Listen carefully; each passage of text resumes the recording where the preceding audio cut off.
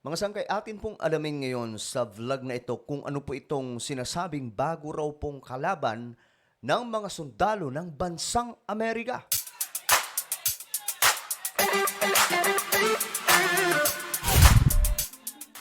Hello guys, what's up? This is me, Sangkay Janjan. I'm back for another vlog, mga sangkay. At ayun, shoutout po sa lahat ng mga solid sangkay na nanonood ngayon sa mga kababayan po natin. At mahalaga po itong ating pag-uusapan ngayon, mga sangkay, no? Anyway, before we start, paki-subscribe po muna yung ating YouTube channel.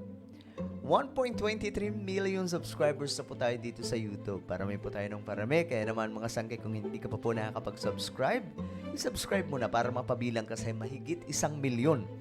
Okay? Dito sa Sangkay Janjan TV. Makikita nyo po sa ibaba yung subscribe button sa ibaba mismo ng video na to. Pindutin nyo po yung subscribe, tapos i-click nyo rin po yung bell at i-click nyo rin po yung all. Okay? Sa mga nanonood naman po sa Facebook, i-follow nyo po yung ating Facebook page at ito may ipapagawa lamang po ko sa inyo saglit. Sa mga nanonood po sa Facebook, sundan nyo lamang po ito. I-check nyo po sa itaas ng video na to. Okay, ito mismong pinapanood nyo, kagaya po ng nakikita nyo sa screen, may makikita po kayo dyang 3 tuldok sa itaas ng video. Check nyo po sa inyong mga cellphone. Pindutin nyo po yung 3 tuldok na nasa itaas ng video na to. Then, may lalabas po dyan na Show More. Pindutin nyo po yung Show More. At ayun lang, mga sangkay, ganun lang kasimple. I hope na nasundan po ng mga nanonood sa Facebook. Okay, eto na. Pag-usapan na po natin ito, mga sangkay. Ano nga ba itong sinasabing matinding kalaban o bagong kalaban ng Amerika na matindi, mga sangkay? Ito po kasi yung report. US military may hinaharap daw po na banta ng climate change. So, paano nangyayari ito, mga sangkay? US military faces climate change threat. So, hindi na po banta ng kanilang mga talagang kaaway na nasa paligid, kundi banta na po ito ng pananalasa po ng ating kalikasan. Biruin nyo, ito po ay militar ng Amerika. Military and a U.S. military and its formidable technological prowess needs no introduction. They're perpetually geared up to face any threats and challenges that rise up. Okay, yung kanila daw mga technology, mga sangkay, dahil nga po mataas ang teknolohiya na mayroon po sila, hindi po pwedeng mai-interrupt ito ng kahit na ano lamang. Pero ito, mga sangkay, ang nangyayari. However, in a remote island in the Pacific, the U.S. military machine faces an unknown threat. Yung isa sa mga equipment ng Amerika, okay?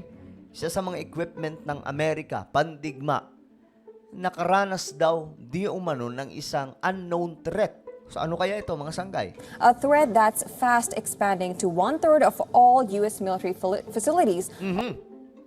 Na pati daw po yung 1/3. Pag sinabing 1/3, mga sangkay, malaki-laki din po yun, no? Malaking bahagi po ng facilities, ng kampo, ng Amerika ang tinatamaan nito. Along the coast. Anywhere in the world, the threat is from none other than Mother Nature. Ayan na, mga sangkay. Ang banta di umano na nararanasan ngayon ng mga kampo ng Amerika, mga sundalo ng Amerika, walang iba kundi ang ating Mother Nature, ang ating kalikasan po mismo, mga sangkay. Climate change is the latest enemy. Climate change is the latest enemy. Yan nga ba ang sinasabi ko sa inyo, mga sangkay. Kaya ako po ito itinuturo lagi dito nung gusto ko ma-update kayo kasi ito po ay mahalagang impormasyon kaysa sa politika at marami pa pong iba. Climate change is real. That even the military forces of the United States of America ay hindi po makakatakas dito. More details in our next report. According to the U.S. Department of Defense, around 1,700 of their 5,000 worldwide facilities are vulnerable to climate change. Grabe, ila eh. Okay, 1,700 of 5,000 bases nakakaranas umano ng pananalasa mula po sa climate change. Ganyan po katindi. The worst hit is the Roinamo, an island that's part of the Kwajalein Atoll chain.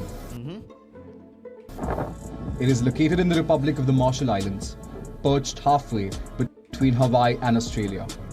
The island hosts a 1950s-era facility that is crucial for both defense on Earth and in space. So, ibig sabihin, andyan mga sangkay yung mga pandigma ng Amerika. The Ronald Reagan Ballistic Missile Defense Test Site monitors space assets around the clock and is home to powerful radars and a Grabe, tingnan nyo. US military Pacific Island bases are sinking. Lumulubog po mga sangkay sa tubig. host of sensors. The facility supports missile launches, missile testing, space reconnaissance, space surveillance, and much more. Even the emerging technologies such as hypersonic missiles, air defense systems, and ship-based weapons are tested from here. But the island is rapidly being eaten away by rising sea levels and stormy waves. The Roy Island is barely 3 meters above sea level. Grabe, no? Yung tubig sa dagat, mga sangkay, lalo pong tumataas. Yan po yung, actually, marami po ang hindi nakakaalam dito, kahit po sa Metro Manila, ayon po sa mga scientists, tumataas po yung sea level. Yung water sea level, tumataas ng tumataas. So, bakit ito nangyayari? Ito po ay resulta, mga sangkay, ng pagkatunaw ng glaciers. Alam niyo yung glaciers? Ito po ay mga yelo na malalawak. Ito po yun, mga sangkay. Pakita ko po sa inyo. Para mas magkaintindihan lamang po tayo.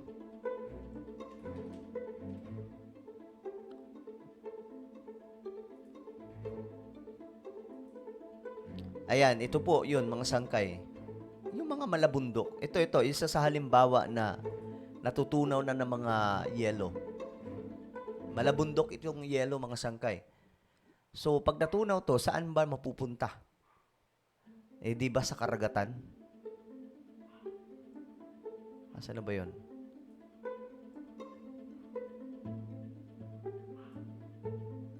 Okay, hindi makita. Oh, basta ito yun, mga sangkay. Ito.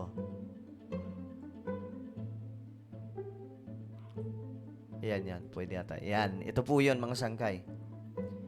Kung mapapansin nyo, malaking bahagi na po yung natutunaw. So, pag natunaw po yan, saan pupunta? Sobrang lalawak po niyan. Hindi po yan katulad ng iniisip natin na para mga yelo lang nakakaunti. Ilang ano yan, mga sangkay, gaano kataas ang level ng mga yelo na yan. Yan po yan, oh. Tingnan nyo mabuti. Tulad po nito, kung titingnan nyo kung gaano kakapal, di ba? Ayan, oh. Saan mapupunta yan? Ito po kasi ang nagiging aircon, kumbaga, ng ating mundo. Ito mga sangkay, tingnan nyo kung gaano kabilis matunaw. Ayan, oh. 'Di ba? Ganyang kabilis matunaw itong na to. Mga yelo. Kaya mga sangkay, hindi na po nakapagtataka kung bakit nangyayari ito. Maging yung mga sundalo ng Amerika, nahihirapan po, mga sangkay, ayan po. And this applies to many island territories. They're all facing the imminent threat of climate change, which is why the US military is mapping the vulnerability of its coastal military bases. The threat is more serious than it seems, after a storm surge and giant waves hit Roy this January. Grabe, no? So, no choice sila dyan. Kung hindi, kailangan po nilang lumipat na naman ng ibang lokasyon na hindi sila tatamaan nitong climate change. Sa Pilipinas, marami pong halimbawa, mga sangkay, ng lumulubog na po sa tubig, sa dagat. Sa Bohol, mayroon din po. Dito po sa Luzon, mayroon din po. Yan po yung sa bandang Bulacan, mga sangkay, na matagal na pong nakalubog sa tubig na isa pong lugar. So, this is the reality, mga sangkay, that we have to understand that climate change ay nangyayari po ngayon at mabilis pa po ito sa inaakala ng mga scientists. And by 2030, magiging normal po itong lahat. Ito na po yung new normal. Ang mga bagyo, mas lalong magiging malalakas. Mga baha, mas delikado. Marami na pong lulubog ng mga isla, mga sangkay. At maliban dyan, lalo pong iinit ang panahon. Several military installations were damaged. The runway was flooded, and a fair share of military personnel on the island had to be evacuated. Grabe, yung mga equipment ng Amerika, hindi na po kinakaya, mga sangkay. it took a little more than 2 months for the damage to be repaired. Grabe. However, if these islands are claimed by seawaters, it poses another challenge. Thousands of Pacific islands that are under US or its allies' control have an exclusive economic zone spanning 200 nautical miles each. Nako po. This gives them access to fishing rights and seabed mining rights, among others. While the military machine looks to discover newer ways of destruction, Grabe, no? Yung mga military machine po ng Amerika turning into destruction, mga sangkay. Ibig sabihin, talagang matindi po itong nangyayari. nature has its own plans. Well, ano po ang inyong opinion, mga sangkay? Ito po ay totoong nangyayari ngayon sa ating planeta. Na dapat aware po tayo. Aware po dapat ang bawat isa sa atin nang sa ganun. Hindi po tayo magtataka kung bakit itong Pilipinas ngayon niyayanig na naman ng mga bagong trahedya. It's because of climate change. Okay? So, ano nga ba ang inyong opinion, mga sangkay, tungkol po dito? Hindi po ito basta-bastang problema ngayon ng ating mundo. Dahil habang tumatagal, lalo po itong lumalala ng lumalala. At nakakalungkot isipin na marami sa mga kabataan, okay, marami sa mga kabataan ngayon hindi po alam yung tungkol dito or may ideya man po sila, but hindi po yung tipong katulad ng iba na